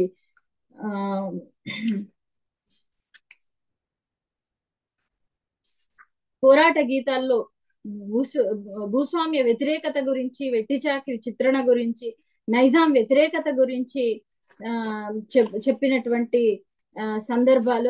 అదే విధంగా తెలంగాణ ప్రాంతంలో ఆంధ్ర మహాసభలు ఎట్లాంటి చైతన్యాన్ని పంచిపెట్టాయి. 1944లో భువనగిరి రావినారాయణ రెడ్డి అధ్యక్షతన జరిగినటువంటి ఆంధ్ర మహాసభ ఆనాటి యువకుల్ని ఏ విధంగా ప్రభావితం చేసిందో, ఆంధ్ర మహాసభ అదిగదిగో చంద్రకిరణ కల ఇంద్రధనస్సున ఆంధ్ర స్టేట్ లో వెలసింది అనుకుంటూ ఆనాటి అంశాలన్నీ కూడా మనకు ఈ అధ్యాయంలో కనిపిస్తాయి. ప్రధానంగా తెలంగాణ సాయుధ పోరాట గీతాల్లో కనిపిస్తాయి. ఆరణి పోరాట గీతాలు, ఈ పోరాట విరమణ అనేది ఎట్లా జరిగింది నైజాం రాష్ట్రంలో, ఇవన్నీ కూడా చాలా కూలంకుషంగా వివరించబడ్డాయి. ఆ తర్వాత వామపక్ష గీతాలు, అంటే తెలుగు నేలపైన వామపక్ష గీతాలు అనేవి చాలా ప్రత్యేకతను సంతరించుకున్నాయి. ఆనాడు ఆ ఏమంటారు, నిద్రాణమై ఉన్నటువంటి తెలుగు ప్రజలను మేల్కొల్పేనటువంటి ఒక సాహసోపేతమైనటువంటి ఆ, భావజాలాన్ని ఏర్పరిచింది వామపక్ష భావజాలం. అలా అభ్యుదయ రచయితల సంఘం, విప్లవ రచయితల సంఘం, ప్రజానాట్య మండలి, జననాట్య మండలి, ప్రజా రచయితల సమాఖ్య, సాంస్కృతిక సమాఖ్య, జన సాహితీ సమాఖ్య, అరుణోదయ సాంస్కృతిక సమాఖ్య వంటి రాష్ట్ర స్థాయి సాహితీ సంఘాలు, జిల్లా స్థాయి సాహితీ సాంస్కృతిక సంఘాలు, ప్రచురణ సంస్థలు, పత్రికలు ప్రజల్ని ఏ విధంగా చైతన్యపరిచాయి, పోరాటం వైపు ఏ విధంగా నడిపాయి అన్న అంశాలను ఇక్కడ యువజన కార్మిక కర్షక సంఘాలు ఏ విధంగా ప్రజల్ని ప్రభావితం చేశాయి అనే అంశాలను గురించి చాలా కూలంకుషంగా 5వ అధ్యాయంలో వామపక్ష గీతాలు అనే అధ్యాయంలో పేర్కొన్నారు. ఈ అధ్యాయం యొక్క ప్రత్యేకత ఏంటంటే చాలా విభాగంగా చేసుకొని తొలి ఎర్రజెండా గీతం, నేను సైతం భవనపు బాహుటానై పైకి లేస్తానని అన్నప్పటికీ శ్రీరంగం శ్రీనివాసరావు గారు మరి ఎగరాలి ఎగరాలి మన ఎర్ర జెండా అని ఎగరవేయాలని రాసినటువంటి పాట తుమ్మల వెంకట్రామయ్య గారి రాసినటువంటి పాటను ఇక్కడ మనకు కోడ్ చేస్తారు. తర్వాత అంతర్జాతీయ గీతం గురించి చెప్తారు. సమయం ఉందో లేదో నాకు తెలియదు. అలాగే తొలి కార్మిక గీతం గురించి 15 మినిట్స్ తీసుకోవచ్చు, మీరు తీసుకోవచ్చా సార్? ఓకే. అట్లాగే వామపక్ష గీతాల్లో క్రాంతి గీతాలు అని ఉపశీర్షికలో తొలి ఎర్రజెండా గీతం, అట్లాగే అంతర్జాతీయ గీతాలను పేర్కొంటూ తొలి కార్మిక కవి పెండ్యాల లోకనాథం గారిని ఇక్కడ ప్రత్యేకమైనటువంటి ఒక సబ్ చాప్టర్ లో చెప్తారు. 1936-37 మధ్యకాలంలో గుంటూరులోని పేటల్లో, మిల్లుల్లో, బజార్లో తిరిగి కార్మికులకు వారి కష్ట సుఖాలను వివరిస్తూ కార్మిక సంఘాలను నిర్మించే అవసరాన్ని గురించి పెండ్యాల లోకనాథం గారు ప్రబోధించేవారని చెప్తారు. ఆయన చెప్పిందంతా విని సంఘం అంటే సమ్మె చేయడమేగా, మాకొద్దు బాబాయి సంఘాలు, మాకొద్దు బాబాయి సంఘాలు అని చెప్పి వెళ్ళిపోయేవారట. అప్పుడు వీళ్ళు ఇట్లా అయితే వినరు, ఒక పాట రాసి పాడితే అప్పుడు ప్రభావితం అవుతారు. ఎందుకంటే పాట మనిషిని కదిలిస్తుంది.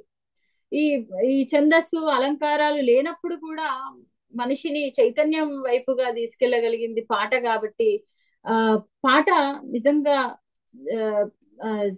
అంటే ప్రజల్లో ఒక చైతన్యాన్ని తీసుకురాగలిగేటటువంటి ఒక శక్తి ఆ పాటకు ఉంటుంది. కాబట్టి కూలీలందరూ ఏకమైతే కూటికి తగువేమిరా, కూలీ వాన్లలోనే బలమి కాలమందున నుండెరా, కూలి వాన్లమైన మనకు కులములెందుకు తెలుపురా, కూలివాన్లమైన మనము కలిసి ఉందము సోదరా, అన్ని కూలీ లేకము కావలేరా అని కూలీ పాటను రాసినటువంటి, కష్టపడి ఈ మేడలన్నీ కట్టినది మనమే కదా, కష్టపడి ఈ ఫ్యాక్టరీలు కట్టివారి లకిస్తిమి, కష్టజీవులమైన మనకు గుడిసెలే గతి ఏరా, కష్టపడి పని చేయుచున్నను కడుపు నిండుట లేదురా, అన్న కూలీ లేకము కావలేరా అని కార్మిక గీతాన్ని ఇక్కడ మనం పేర్కొనడం అనేది, ఇక్కడ ప్రత్యేకంగా విశ్లేషించడం అనేది చూస్తాం. తొలితరం విప్లవ కవుల్లో ఎవరున్నారు అన్న ఒక అధ్యాయాన్ని చెప్పారు. అట్లాగే ఫాసిస్ట్ వ్యతిరేక గీతాలు,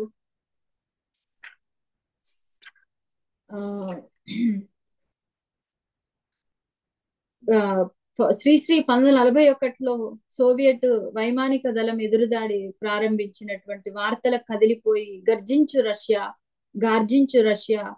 పర్జన్య శంఖం పలికించు రష్యా, దౌర్జన్య రాజ్యం ధ్వంసించు రష్యా అంటూ ఈ గీతంలో టాల్స్టాయ్,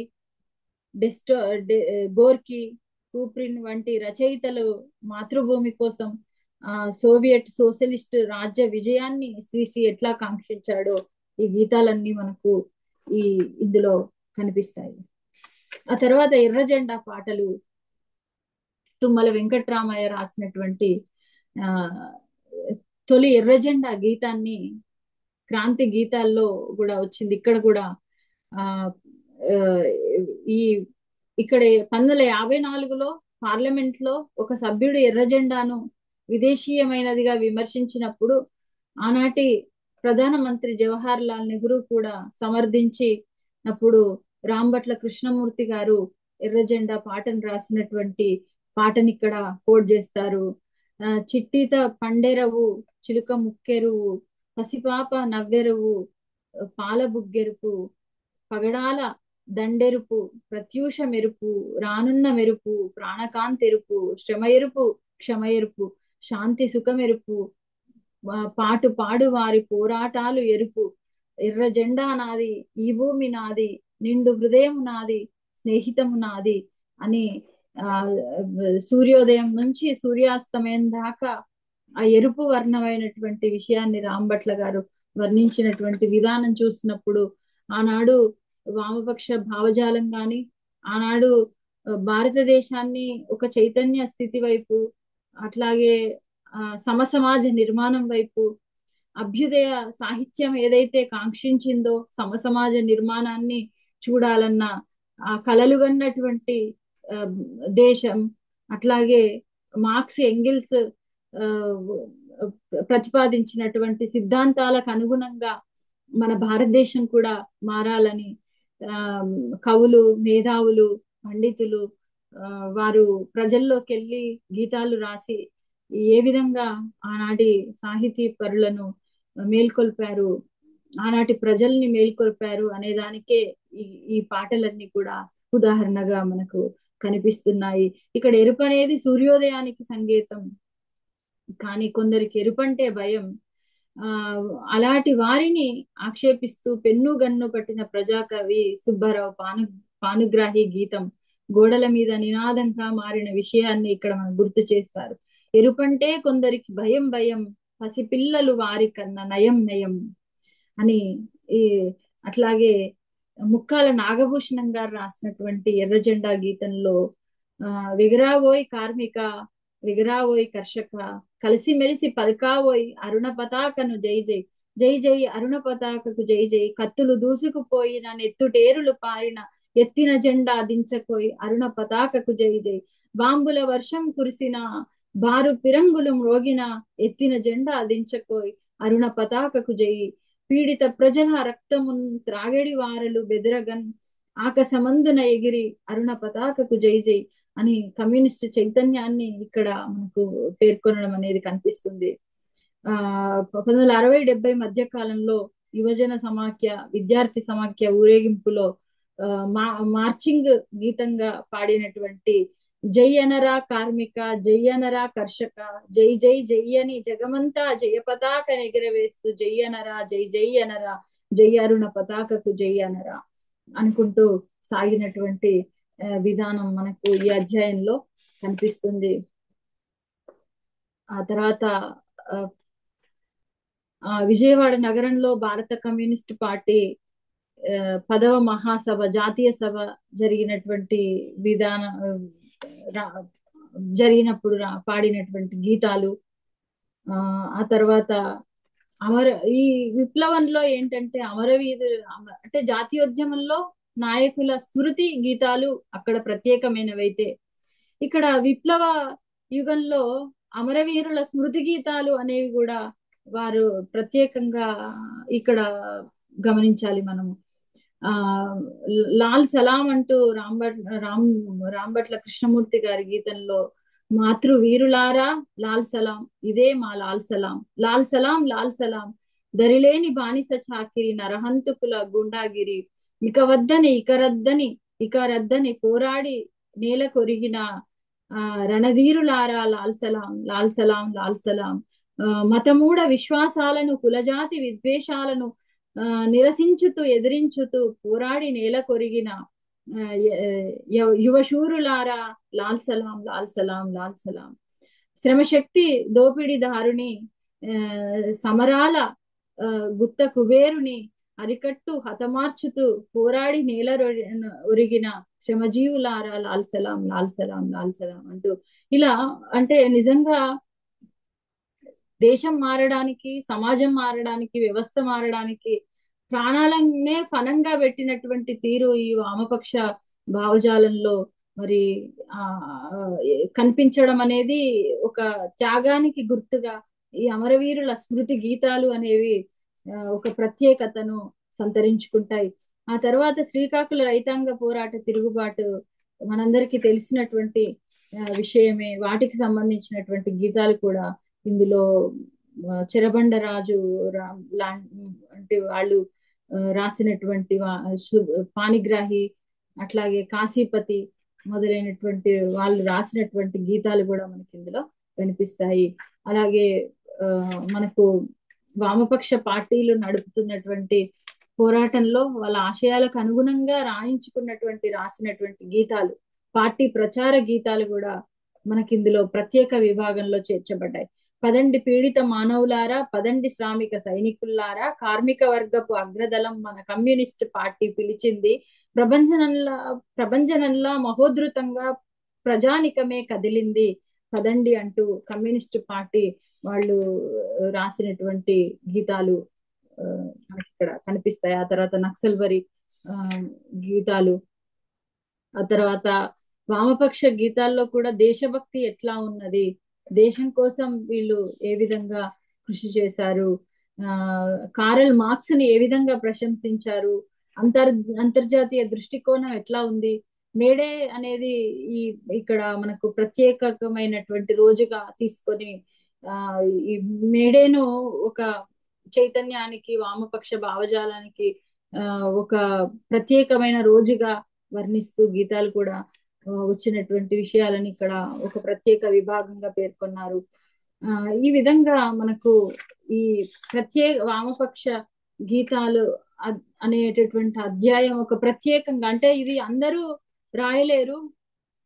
ఇక్కడ ఆచార్య ఎస్వి గారికి ఉన్నటువంటి విస్తృతమైనటువంటి గ్రంథ సేకరణ, వివిధ సంఘాలతో సభ్యులతో వారికి ఉండేటటువంటి ఒక సఖ్యత, వారికి ఉండేటటువంటి ఒక అంతర్జాతీయ దృష్టికోణం, ఇవన్నీ కూడా ఇంత విస్తృతమైన అంశాలను ఇట్లా ఒక్క అధ్యాయంలో చేర్చడం అనేది మనకు కనిపిస్తుంది.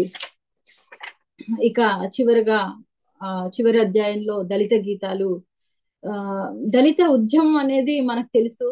సంఘ సంస్కరణ ఉద్యమం నుంచి చాతుర్వర్ణ వ్యవస్థలో దళితులు ఏ విధంగా ఇబ్బంది పడ్డారు, ఒక సమాజంలో, గ్రామాల్లో, వ్యవస్థల్లో వారి స్థానం ఎలా ఉండేది అన్న విషయం మనందరికీ విదితమే. జాతీయోద్యమంలో ఈ అస్పృశ్య అంటే సంఘ సంస్కరణ ఉద్యమం వారికి చదువునిచ్చి, కొంత ఉత్సాహాన్ని ఇచ్చి, కొంత మార్పుకి కారణమవుతే, ఆ తర్వాత జాతీయోద్యమం అనేది వారిని ఉద్యమంలో భాగస్వామ్యం చేసినటువంటి విధానం మనకు కనిపిస్తుంది. ఆ తర్వాత కూడా ఎక్కడ ఆగలేదు దళిత ఉద్యమం అనేది. అస్తిత్వ ఉద్యమాలలో కూడా ఉబ్బెత్తున ఉబ్బికి పడింది కూడా మొదటగా దళిత ఉద్యమమే అని చెప్పొచ్చు. అంటే ఇన్ని ఏళ్లుగా స్వాతంత్రం వచ్చి ఇన్నేళ్ళైనా కూడా ఇంకా ఇటువంటి సంఘటనలు మనకు కనిపిస్తూ ఉంటాయి. అయినా చైతన్యవంతంగా ముందుకెళ్ళిన ఇంతకు ముందున్నటువంటి అంటరానితనం ఇప్పుడు లేకున్నా ఇంకా ఎక్కువ సంఖ్యలో అక్కడ బ్యాక్వర్డ్ క్లాసెస్ నుంచి కానివ్వండి, అంటే దళిత వర్గం నుంచి ఇంకా ఎదిగి రావాల్సినటువంటి చైతన్యం ఇంకా ఆర్థికంగా కానివ్వండి, సామాజికంగా కానివ్వండి, ఇంకా అనేక రకాలుగా వారు ఎదిగి రావాల్సిన అవసరం ఇంకా ఉంది ఈ వ్యవస్థలో అన్న విషయాన్ని ఇక్కడ మనకు ఈ ప్రత్యేక దళిత గీతాలు అనేది పెట్టడం అనేది పెడుతూ దళిత ఉద్యమ నేపథ్యాన్ని వివరిస్తూ అది ఎప్పటి నుంచి జరిగింది అనే విషయాలను చాలా కూలంకుషంగా ఇందులో వివరిస్తారు ఆచార్య ఎస్వి గారు. అట్లాగే దళిత సాహిత్యం ఎలా వచ్చింది, ఏ కావ్యాలు వచ్చాయి, ఏ పుస్తకాలు వచ్చాయి అనే విషయాలన్నిటినీ చెప్తూ, దళిత పెళ్లిలకు బ్రాహ్మణ పౌరోహిత్యం అక్కర్లేదని, దళిత పురోహితులే పెళ్లిళ్ళు నిర్వహించాలని, ప్రబోధించినటువంటి జ్యోతిబా పులే మొదలైనటువంటి పూజారి తత్వం బయటపడినటువంటి పుస్తకాల అంశాలను కూడా మనకి ఇందులో డాక్టర్ అంబేద్కర్ ఏ విధంగా రాజ్యాంగ నిర్మాణంలో అంటే ఒక దళిత నేపథ్యం నుంచి ఎదిగి వచ్చి ఒక మహోన్నతుడిగా అక్షరాలు మలిచినటువంటి ఒక వ్యక్తిగా అనేక వివక్షలను ఎదుర్కొని రాజ్యాంగ నిర్మాణంలో ఏ విధంగా ఉన్నత స్థానంలో నిలిచాడు అన్న విషయాలను కూడా మరి ఇక్కడ ప్రత్యేకంగా గుర్తు చేస్తారు. ఆ తర్వాత అఖిల భారత దళిత రచయితల ప్రథమ మహాసభలు జరిగిన విషయాన్ని తెలుగులో దళిత గీతాలు కలడంబేద్కరుడు నా సహోదరుడు మాకై ఇష్ట కష్టాలకు బలి అయి సీమకు పోయి క్రమ్మరిన విద్వాంసుడు వైస్రాయి మేల్కొలవనందున గల దొడ్డివాడతడు నీకు స్వాతంత్రం ఇచ్చి పువ్వుల పూజలు కొనరించనే అతని మెప్పుల్ని జయారంభముల్ అంటూ మనకు దళిత సమస్యల్ని జాషువా ఆధునిక సందర్భంలో తొలి తెలుగు దళిత కవిగా మరి మహాకవి జాషువాను గబ్బిలం అనాథ వంటి పద్యాల ద్వారా అస్పృశ్యతను ఏ విధంగా ప్రతిఘటించాడో అనేది తెలుగులో దళిత గీతాల్లో మనకు జాషువా దగ్గర నుండి ఆ తర్వాత బోయి భీమన్న గారు చదువు లేనివాడు సంస్కారహీనుడు మురికిపేటలందు మురుగువాడు పొట్టగూటివాడు వెట్టి చాకిరివాడు వాయి తెరువ ద్విజు లవాక్కులైరి అని సంస్కారహీనుడిగా తరతరాలుగా మరి దళితుడికి తెలివి లేకుండా చేసింది ఎవరు అన్న విషయాలను ఇక్కడ అతడు శ్రమ పక్షాననే పెట్టారు వాళ్ళు మేధస్సుతో ఎదగనివ్వలేదన్న విషయాలను కూడా ఇక్కడ అట్లాగే బొజ్జ తారకం గారు కావచ్చు, కొలుకులూరి నాక్ గారి ఊరబావి కథలు అట్లాగే రాసినటువంటి సందర్భంలో అట్లాగే మనకు సుబ్బారావు పానుగ్రాహి రాసినటువంటి గీతం కొండల పక్కన బండలు కొట్టే గిరిజనుడా ఇటు రావయ్యా ఓ గిరిజనుడా ఇటు రావయ్యా పుట్టల పక్కన కట్టెలు కొట్టే గిరిజనుడా ఇటు రావయ్యా ఓ గిరిజనుడా ఇటు రావయ్యా అనుకుంటూ ఇప్పుడు దళితం అని అంటే సమాజంలో వెనుకబడి ఉన్న వాళ్ళందరూ కూడా ఈ కోవలోకే వస్తారు. వారు గిరిజనులు కావచ్చు, దళితులు కావచ్చు, ఇంకా బహుజనులు వెనుకబడినటువంటి బహుజనులు కావచ్చు. ఇలా కత్తి పద్మరావు రాసినటువంటి జనగీతం, దేశం డైరీ, భూమి భాష వంటి కవితా సంపుటాలు దళిత చైతన్యానికి ఏ విధంగా జాగృత పరిచాయో చెప్తూ ఇక్కడ రండిరో దళితన్న అనే అంబేద్కర్ అదేంటి రాసినటువంటి అంశాలను కూడా ఇక్కడ ప్రస్తావిస్తారు. ఈ విధంగా చివరగా పేర్కొన్నటువంటి అధ్యాయం చాలా ప్రత్యేకమైనదని అంటే ఏ అధ్యాయానికి ఆ అధ్యాయమే ప్రత్యేకంగా కనిపిస్తుంది. ఇది ఎంత ప్రేమగా ఎంత ఇష్టంతో ఒక స్పష్టమైనటువంటి దృక్పథంతో ఇప్పుడు దళిత ఉద్యమం గురించి కానీ వామపక్ష ఉద్యమాల గురించి కానీ సాయుధ రైతాంగ పోరాటం గురించి కానీ అట్లాగే దేశ స్వాతంత్రం, ఆంధ్ర రాష్ట్ర గీతాలు కానీ ఇట్లా ఇవన్నీ వీటి గురించి కూలంకుషంగా ఈ విధంగా చర్చించాలంటే వాటి నేపథ్యానికి సంబంధించిన ఉద్యమాల చరిత్ర అంతా కూడా చాలా అవపోసన పట్టారు. కాబట్టే ఇంత సాధికారకమైనటువంటి పరిశోధనను చేయగలిగారని ఈ గ్రంథం చదివితే అర్థమైంది. ఇది ఆ రోజుల్లో వారు పరిశోధనలో ఎప్పుడైనా కూడా చేసిన ఫలితం ఎటు పోదు అని అంటారు కదా. అలా ఆ రోజు వారు పరిశోధక విద్యార్థిగా వారు కష్టపడ్డటువంటి తీరు వారి తర్వాత కాలంలో ఒక యూనివర్సిటీ ప్రొఫెసర్ గా ఎదుగుతున్న క్రమంలో ఒక స్పష్టమైనటువంటి దృక్పథాన్ని సమకూర్చడంలో, ఆ దృక్పథం మీద గట్టిగా నిలబడడంలో ఉపయోగపడ్డాయేమో అని నాకు ఈ గ్రంథం చదివితే అనిపించింది. నాకు నిజంగా ఇంకా అసలు చాలా విషయాలు మాట్లాడాలని ఉంది. నేను సరిగా పూర్తిగా ఈ గ్రంథం యొక్క ఆత్మను పట్టుకున్నానో లేదో నిజంగా నాకు తెలియదు. కానీ ఆ ఈ అవకాశం వచ్చినందుకు ముఖ్యంగా ఆ గురువు గారు ఆచార్య ఎస్వి సత్యనారాయణ గారు, వారి సతీమణి అమ్మ అని నేను ఆత్మీయంగా పిలిచేటటువంటి భారతీ మేడంలు నన్ను ఒక కూతురి యొక్క ప్రేమను పంచుతారు. వారు వారిద్దరూ నాకు ఎంతో ధైర్యాన్ని ఇస్తూ ఉంటారు.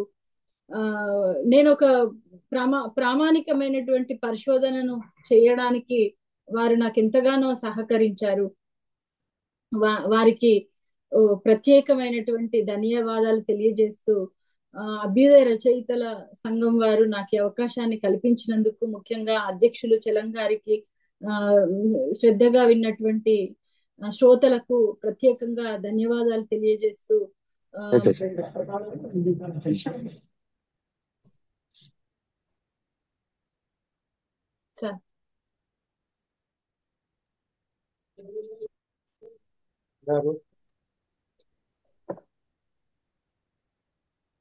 నమస్తే మేడం గారు.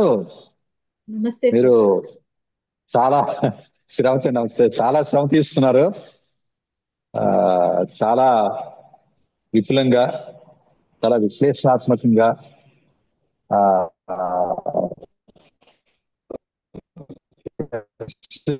గారి కృషిని, నిజానికి కొన్ని పరికరాలు లాంటి పరిశోధనలు ఉన్నాయి మాకు. అందులో ఈ పుస్తకం కూడా చాలా గొప్ప పుస్తకం. గొప్ప పరిశోధన అందరికీ ఈరోజు శ్రోతలందరికీ తెలియజేస్తుంది. మీకు ప్రత్యేకంగా ధన్యవాదాలు. నుంచి ఉన్నటువంటి ఆ పరిణామ దశలు ఏవైతే ఉన్నాయో ఆయా దశల్లో వచ్చినటువంటి గీతాలన్నింటినీ కూడా మీరు స్థాయి పులాకింగ్ అయినా సరే మాకు తెలియజేసినందుకు సంతోషిస్తున్నాం.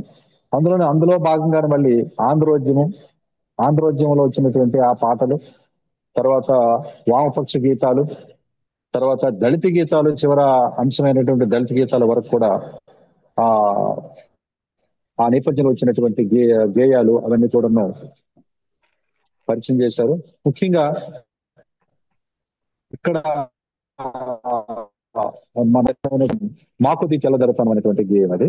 ఆ రోజు రాసినటువంటి ఆ గేయానికి అప్పట్లో ఆయన జైలు శిక్ష అనిపించారు, జైల్లో పెట్టారు ఆ గీతాన్ని. అలాగే సుబ్బారావు పాణిగ్రాహికి సంబంధించినటువంటి రాసినటువంటి గేయాలు కూడా చాలా విప్లవాన్ని తీసుకొచ్చినటువంటి, చాలా ఉత్తేజాన్ని తీసుకొచ్చినటువంటి గీతాలు అవి. అందులో భాగంగానే ఈరోజు ఈ అమరవీరులకు సంబంధించినటువంటి గేయాలు, అలాగే రాంభట్ల కృష్ణమూర్తి గారు రాసినటువంటివి, చాలా కొన్ని ముఖ్యమైనటువంటి ఆ గీతాలన్నింటినీ కూడా మీరు పరిచయం చేశారు. ఆ ఉద్యమం తాలూకా ఉధృతి, ఆ వ్యాప్తి, ఆ పరిణామ క్రమంలో వచ్చినటువంటి ఆ క్రానలాజికల్ ఆర్డర్ లో వచ్చినటువంటి ఆ పాటలన్నింటినీ కూడా ఈ రోజు వినిపించినందుకు మీకు ప్రత్యేకంగా ధన్యవాదాలు మేడం గారు. నేను ఈ రోజు ఉదయం వేరే మీటింగ్ లో ఇప్పుడు ఉన్న గురజాడ ఇంట్లో ఉన్నాను. ఇప్పుడు నేను విజయనగరంలో గురజాడ ఇంట్లో ఉండి నేను మాట్లాడుతున్నాను. ఏ మీటింగ్ అవుతుంది మీ మీటింగ్ ఫాలో అవుతూ. గోపాలకృష్ణ సార్ ఉన్నారా సార్?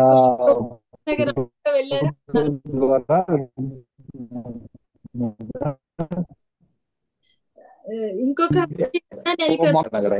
మొన్ననే వారం సార్ చెప్పండి. రాచపాలెం చంద్రశేఖర్ రెడ్డి సార్కి ప్రత్యేక ధన్యవాదాలు. గురువు గారు ప్రోత్సహిస్తుంటారు. నేను ఇందాక పోయాను. వారు అయితే మరొక ప్రోత్సహించే ఒక ఆత్మీయమైనటువంటి గురువు, పితృ సమానులు వారు. వారికి ప్రత్యేక ధన్యవాదాలు. Okay madam, thank you. మీకు ప్రత్యేకమైనటువంటి ధన్యవాదాలు తెలియజేస్తున్నాం. ఆనంద్ గారు, ఎవరైనా రెస్పాండ్ అయితే ఈ అంశం మీద ఏదైనా అడగదలుచుకున్నా, యాడ్ చేయదలుచుకున్నా చేయొచ్చు. ఎస్వి గారు,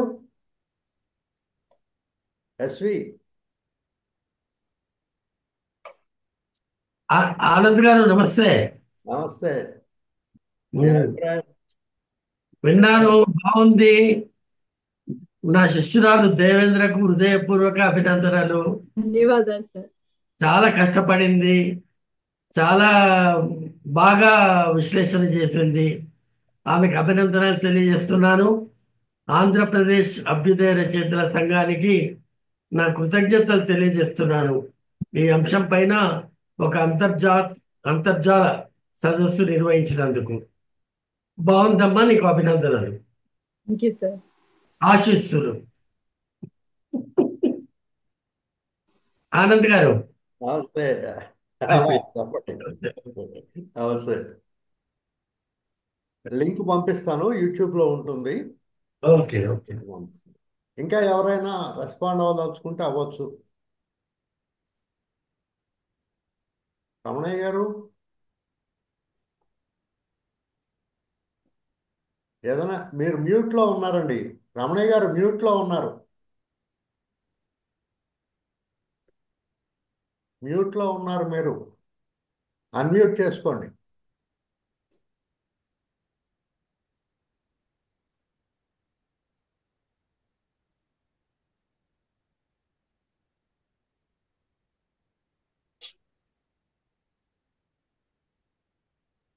మాట్లాడుతూనే ఉన్నారు. సార్, నా పేరు మల్లేశం గౌడ్ సార్. చెప్పండి మలేశం గారు. నేను అమెరికా డల్లాస్కి వెళ్ళి మాట్లాడుతున్నా సార్. Thank you. నేను SV Satyanarayana sir student 1984-87 Ambedkar college ASF student నేను. సార్ శిష్యుని. ఇక్కడ మా పిల్లలు అమెరికాలో సెటిల్ అయ్యారు, ఇక్కడికి వచ్చింది. Very good. Okay sir, thank you. Thank you. ప్రతి వారం వింటుంటాను మీ యొక్క అభ్యుదయ రచన సంఘం ప్రోగ్రాం. మల్లేష్ సార్ నమస్తే సార్. నమస్తే. చాలా సంతోషంగా ఉంది మిమ్మల్ని చూస్తున్నాను. సార్ మా పూర్వ విద్యార్థులు అలా ప్రపంచం నలుమూలల వెళ్ళడము, బాగా స్థిరపడము, సాహిత్యాభినివేశం కలిగి ఉండడం ఆనందం. Sir thank you sir. నమస్తే.